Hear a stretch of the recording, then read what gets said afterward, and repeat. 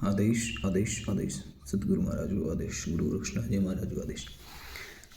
आज बात करेंगे माँ भगवती अंबिका के पूजन के बारे में।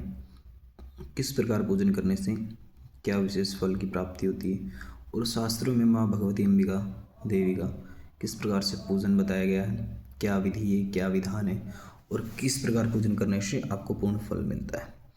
सबसे पहले कुछ आसान से सरल उपाय द्वारा, जिसको तंत्र मंत्र यंत्र की पूर्ण ज्ञान नहीं है, कुछ विशेष अभिषेकों द्वारा माँ को स्नान कराकर, विशेष तिथियों में स्नान कराकर विशेष फल की प्राप्ति कर सकते हैं। तो सबसे पहले जो व्यक्ति किसी भी पूर्णमासी और नवमी तिथि पर माँ भगवती अंबिका का दूध से अभिषेक करता है, दुर्गा को स्नान कराता है, उसको वाजपेयी यज्ञ का फल प्राप्त होता है, जो कि बहुत ही विशेष रूप से पहले संतों द्वारा ये किए जाते थे। तो सिर्फ नवमी और पूर्णमासी को दूध से स्नान कराने से इस फल की प्राप्ति होती है। जो शुक्ल पक्ष की नवमी, चतुर्दशी, अष्टमी तिथि में श्री परमेश्वरी देवी का त्रिकाल पूजन करता है, वह देवी की विशेष कृपा का पात्र होता है। नवमी तिथि में उपवास पूर्वक जो चंडी का पूजन करता है, वह इस भूतल में राजा होता है।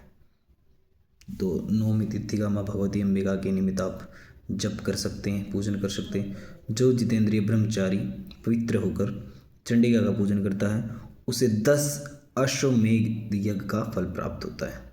ब्रह्मचारी जो ब्रह्मचर्य का पालन करता है, एक ब्रह्मचारी दो तरीके से आपको बताए गए हैं, जो पूर्ण रूप से सन्यासी ब्रह्मचारी होती है, दूसरा जो एक पत्नी के प्रति सद्भाव रखते हैं, उसको भी ब्रह्मचारी का दर्जा दिया जाता है। जो पर्वकालों में चंडिका का पूजन करता है, वह ब्रह्मलोक में बहुत काल तक रहता है। जो पुण्य 4 मास में चंडिका के पूजन से मिलता है, वह कार्तिक मास की नवमी तिथि में पूजन मिलता है। कार्तिक मास में नवमी तिथि में विशेष पूजन से आपको चतुर्मास भगवती अंबिका के पूजन से जो फल प्राप्त होता है, वो एक ही दिन में प्राप्त हो जाता है। इसके अलावा अश्विनी मास के शुक्ल पक्ष की नवमी तिथि में जो अर्चन चंडिका का करता है, उसे 1000 अश्वमेध यज्ञ का तथा 100 राजसूय यज्ञ का फल प्राप्त होता है। जो व्यक्ति महीने महीने पर भक्ति भाव से चंडिका का पूजन करता है, उसे शाण मासिक पुण्य का फल मिलता है। जो व्यक्ति नवमी तिथि में विशेष मात्रा से ही प्राप्त हो जाता है। जो व्यक्ति कार्तिक मास की पूर्णिमा में, सोमवार में या अश्विन में सूक्ष्म धारा द्वारा जल का अहोरात्र घृत से अभिषेक करता है, उसके सारे पाप नष्ट हो जाते हैं। तो विशेष श्रृंगी द्वारा आप माँ का घी से अभिषेक कर सकते हैं और जल से अभिषेक करते हैं। नवरात्रि के 9 दिनों में भी इस क्रिया को आप दोहरा सकते हैं, जिससे आपके सभी पापों का नष्ट हो जाता है। आषाढ़ मास की पूर्णिमा तिथि में जो भगवती माँ का अर्चन करता है विशेष मंत्रों से, उसे अग्नि अष्टमो यज्ञ का फल प्राप्त होता है और सूर्य लोक में वो चला जाता है। इसके अलावा जो उपवास पूर्वक माघ मास की पूर्णिमा में विधिवत दुर्गा की पूजा करता है, उसे परम गति की प्राप्ति होती है। जो दक्षिणायन में अंबिका का पूजन करता है, उसे अश्वमेध यज्ञ का फल प्राप्त होता है। अंत में विष्णु लोक की प्राप्ति होती है। जो उपवास पूर्वक चंद्र और सूर्य ग्रहण में दुर्गा का अर्चन करता है, उसे पुत्र प्राप्ति होती है।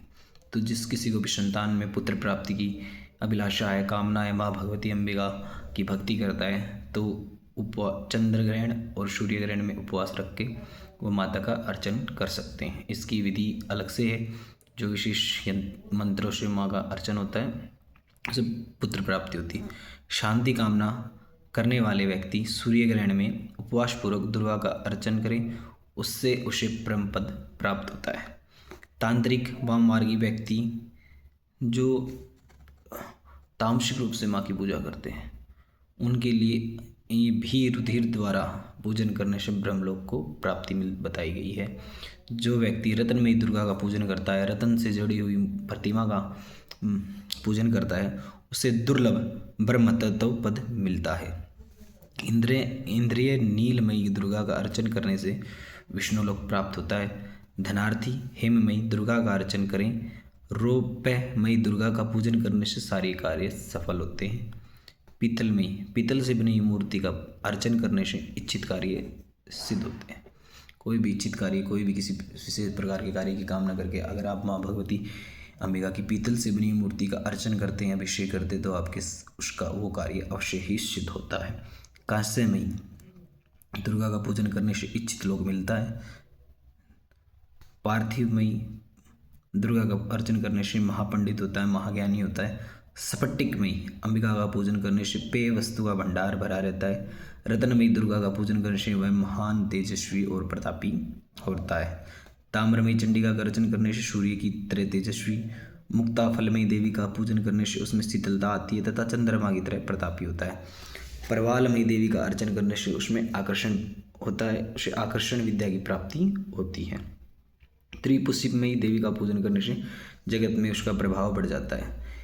विशेष प्रकार से अलग अलग पूजन करने से अलग अलग देवी और अलग अलग धातु से बनी मूर्तियों का पूजन करने से विशेष अलग अलग प्रकार के प्रभाव प्राप्त होते हैं, सिद्धियाँ प्राप्त होती हैं। वारिजा देवी का पूजन करने से व्यक्ति अत्यंत पराक्रमी हो जाता है। लोमयी लो से बनी हुई मूर्ति का पूजन करने से अर्चन करने से व्यक्ति सिद्धि बल प्राप्त होकर परम पद को प्राप्त करता है। त्रिलोहिनी देवी के पूजन से भोग आदि से युक्त होता है। वज्रलोहमयी देवी के अर्चन से मुक्ति प्राप्त होती है। मणिमयी देवी का पूजन करने से सारे कार्य प्राप्त सफल होते हैं। सोते बैठते उठते मार्ग में चलते हुए भोजन करते हुए भी जो दुर्गा भगवती का स्मरण करता है उसके सारे बंधन छूट जाते हैं। सुबह उठते हुए बैठते हुए सोते हुए जो माता भगवती अंबिका का नाम जप करता है, मंत्र जप करता है, उसको विशेष उसके सभी बंधन, सभी प्रकार के रिश्ते नाते, पाप, मोह, क्रोध, लाभ, सब प्रकार की बंधन उसके छूट जाते हैं। जो देवी के मंदिर में भक्ति से नित्य झाड़ू लगाता है वह संपत्ति ऐश्वर्य से संपन्न होता है। अगर आप माँ भगवती अंबिका देवी की पूजा करते हैं, भक्ति करते हैं तो आपको नित्य उनके मंदिर में झाड़ू लगाना चाहिए, जिससे आपको ऐश्वर्य की प्राप्ति होती है।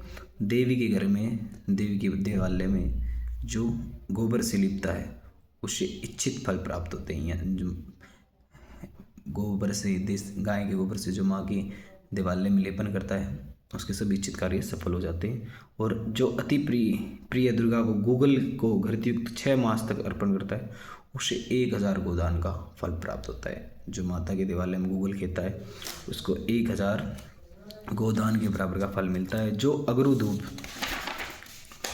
देवी को देता है उसके सब योगों का फल मिलता है।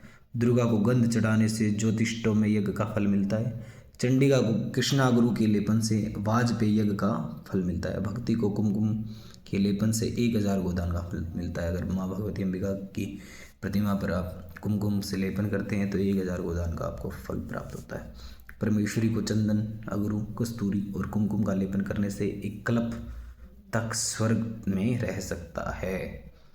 तो आपके बहुत सारे अलग अलग समय बताए हैं, 10 तरह, 1 सदी, शताब्दी और 1 कल्प। जो माँ भगवती अंबिका को चंदन, अगरू, कस्तूरी और कुमकुम का लेपन करता है वो 1 कल्प तक स्वर्ग में रहता है। जो वेद वेदांग की ज्ञाता को 100 स्वर्ण के टुकड़ों को देने से जो फल मिलता है वह फल चंडिका के पूजन करने से मात्र से मिल जाता है। नवमी तिथि में बिल्वपत्रों की माला 2 या बिल्वपत्र तथा गूगल से चंडी देवी का पूजन करने से राजसूय का फल प्राप्त होता है। करवीर की माला से अर्चन करने से तथा द्रोण पुष्प की माला द्वारा चंडिका का अर्चन करने से राजसूय का फल मिलता है। अंत में स्वर्ग की प्राप्ति होती है। वन में होने वाले पुष्पों की माला द्वारा अर्चन करने से पितृलोक मिलता है। शमी पुष्प की माला से पूजन करने से 1000 गोदान का फल प्राप्त होता है तथा अंत में विष्णु लोक की प्राप्ति होती है। तो विशेष प्रकार से जो भी माता भगवती अंबिका की पूजा अर्चना, अर्चन, मंत्र, तंत्रोक्त विधि द्वारा जो माँ की भक्ति बताई गई है, सेवा बताई गई है, उसको आप विशेष रूप से कर सकते हैं। जरूरी नहीं है आपको वेद वेदांग का ज्ञान हो, कोई भी नॉर्मल भक्त इस क्रिया को कर सकता है। माँ की मंदिर में झाड़ू लगा के, गोबर लेपन करके या अभिषेक द्वारा स्नान करा के, जल द्वारा स्नान करा के, गूगल खे के, इन सभी क्रियाओं से आप विशेष प्रकार की जप, तप और दान के बराबर का फल आपको विशेष मिलता है। पहले के ज़माने में जो बड़े बड़े राजा महाराजा यज्ञ करते थे, बड़े बड़े दान पुण्य करने से जो उनको फल प्राप्ति होती थी वो आपको माँ भगवती अंबिका के कुछ ही विशेष प्रकार की क्रिया द्वारा पूजन करने से आपको प्राप्त हो जाती है। तो आदेश आदेश आदेश गुरु गोरक्षनाथ महाराज को आदेश।